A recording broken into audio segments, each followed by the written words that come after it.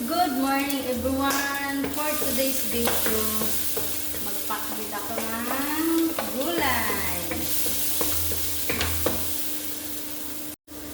Mikos-mikos yung karne guys bago natin ilagay yung ating pakbit.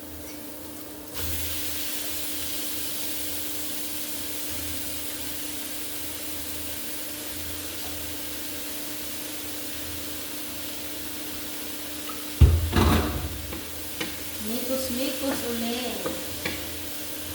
Mixing para mahalo.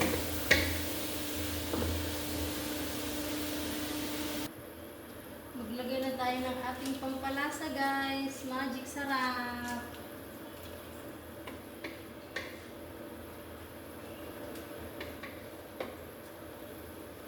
After 10 minutes, done na yung ating pakbit with karning baboy na may kasamang fried rice.